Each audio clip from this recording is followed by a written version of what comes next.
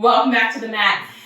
Yoga for stiff bodies, take part 36. I'm not really sure. We've been doing quite a few of these. We are working on opening up stiff places in our body. And today, Alan is back with his COVID hair. And we're going to work on opening up your body. You just went for a really long bike ride. So you feel tight probably in your back and your hamstrings and maybe even in your quads. So we're going to do like an all-over stretch. It'll still be about 5 or 10 minutes. I'm once again going to ask Alexa to help us out, and this time it's going to be 10 minutes. Oh, Alexa, can you set a timer for 10 minutes? 10 minutes, starting now. We're giving everybody the opportunity to speak their voice.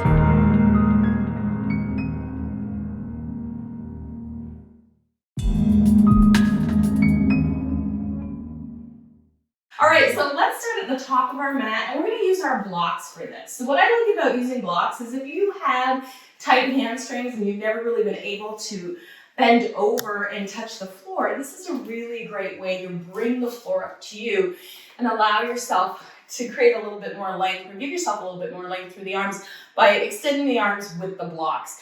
So we're going to go ahead and point our toes forward. You want to look down at your feet and notice that possibly your toes turn out to the right and left and your hips kind of push forward. So there's a lot of this kind of standing going on in the world. I noticed this when I used to travel. I would watch that in airports. So go ahead and turn your toes forward and then slightly widen your knees or widen your heels apart. And then measure the distance between your feet. See if that's 2 fist width apart, just to give yourself a little bit of space. So you don't necessarily want to be pigeon-toed, but you do want to widen the heels apart because that's going to widen the sit bones apart and give you a little bit more space in your low back. So softening your knees, let's inhale, reach the arms high to the sky. Exhale, bend generously at the knees and fold forward, placing your hands on the blocks. So I want you to stay here and breathe. So if you need a little bit more space, maybe you carry abundance in the center of your body, you can widen your feet out even further if it feels more comfortable. Now go ahead and soften your knees, and from your bottom here, you're going to lift up to the sky because that will allow your chest to fall forward. Now hands can be on blocks, or you can grab opposite elbows here if it feels good. And I really want you to begin to push down into your toe pads. Push down into your feet and then allow your feet to push apart a little bit wider. So you're pushing down and wide into the feet, and you might notice some intensity happen. So when I look at Alan's legs, I see a little bit of a shake there, which means that we're engaging that muscle energy. And then allow yourself the opportunity just to be in this pose for just a minute. So we're stretching our muscles from a place of engagement. Taking a nice deep breath in, go ahead and take a giant step back with your right foot, taking your right knee down to the floor. So you're going to keep your fingertips onto the floor. Now bend into that left knee. Good. You can bring your hands to your left knee, or you can keep your hands on blocks if it feels more comfortable. Whatever works for you. When you take a deep breath in, reach your arms high to the sky. Go ahead and turn your palms inward, and now sit deeper into that front knee. Take a moment here. Yeah. So you want to try to keep that knee in line with the ankle, not past the toe too much, and just notice what sensations you feel in your body. Take a moment to breathe here. And now bring both hands to the inside of that left foot, right on the mat. Grab the blocks if it makes more sense. So grab both blocks, bring them to the inside of that left foot, and use the blocks. Now slide your right knee back a little bit more, Alan, and let's get a little bit deeper into the pose. So Alan can stay up on his hands because I think that's comfortable for him. You can also let his knee fall out to the left. You can also come down onto your forearms if you like, and allow yourself to go a little bit deeper here, but really find where this works for you. And we're going to take 5 breaths here, right? The more you're in this pose, perhaps the more you feel you can open. So give yourself an opportunity just to breathe a little bit. Inhaling and exhaling. Breathing in and breathing out. And just being really soft into it. Good. We're going to add a little bit of a twist, and we're going to add a strap to that twist. So you can stay here for a moment, find your strap when you're ready. Pressing down into your right hand, lift the head and the heart upward. Good. So we're going to take our strap into our left hand, And now bend the right knee. Now for me, this pose is like sheer torture. So bend the left knee and we're gonna reach, or the right knee I should say. We're gonna reach with the strap and now Alan's gonna grab the strap. So grab both tails of the strap for me, please. Yeah. All right. I got it? Yeah. And now curl the shoulder back. Yeah, I know, it's intense, yeah? Yes. Yeah, so we're gonna be here for 5 breaths. Inhaling and exhaling. Look at Alan, you're doing so good. This is tough. You know, this is the place where I get to torture Alan when we practice together. I'm like, ooh, do you want to do some yoga for stiff bodies? And he's always like, not really. Take a nice deep breath in.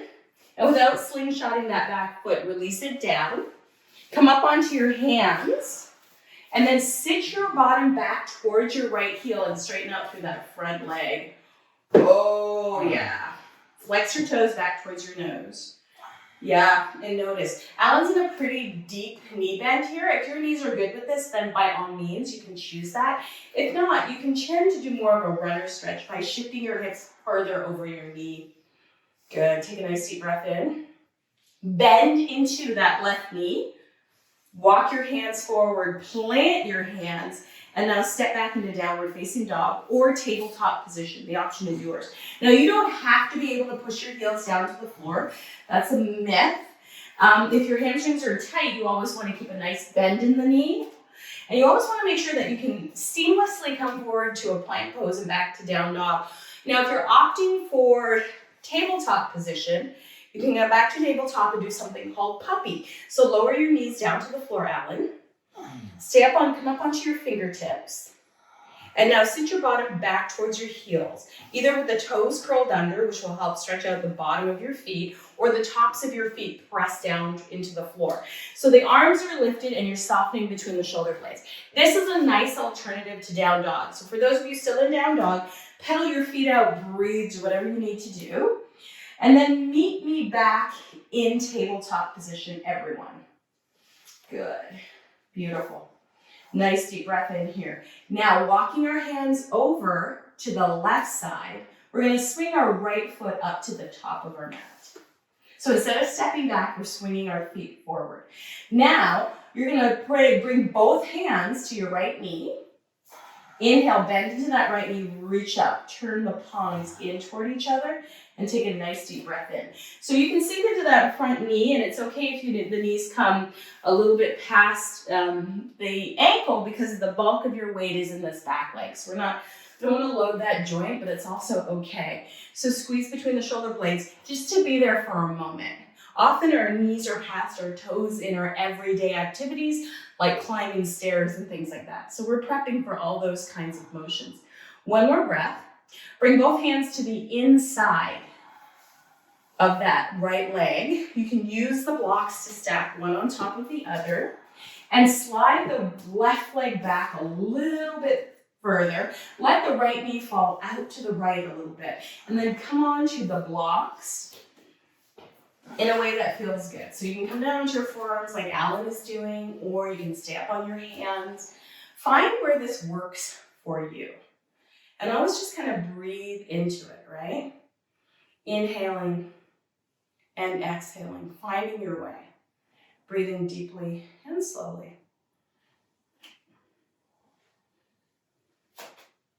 So let's take 3 more breaths here.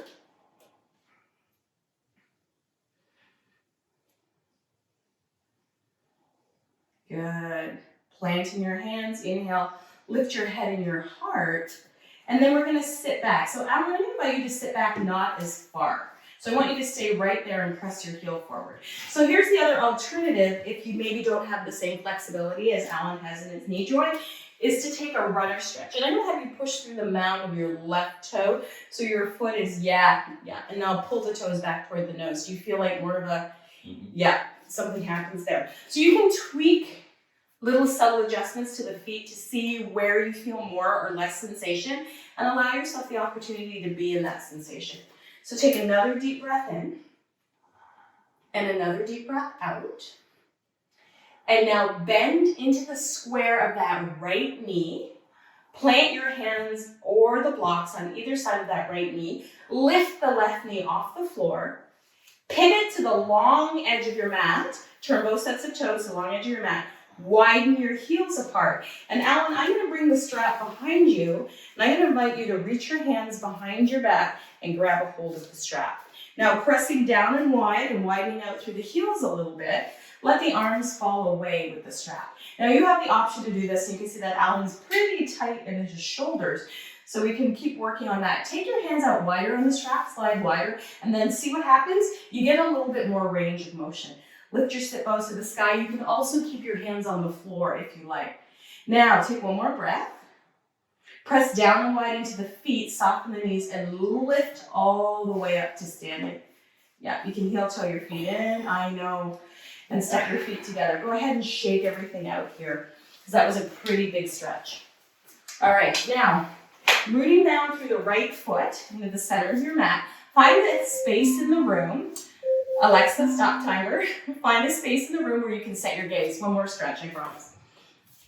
And now, cross your right ankle over your left knee and sit down like you're sitting into chair pose. Now, we're gonna do a little bit of shoulder opening here. If you fall out of it, you fall out of it. It's like no big deal. I'm actually gonna get out of here, way here. It might be a little easier to balance. Good. And that's another great way you can open your hip. It's a standing pigeon here. Good, one more breath. And come out, shake it out. Let's do the second side. So you're gonna root down through your right foot and cross your left ankle over your right knee and sit back. Beautiful, breathe. Just find where you are, I know. Good, one more breath.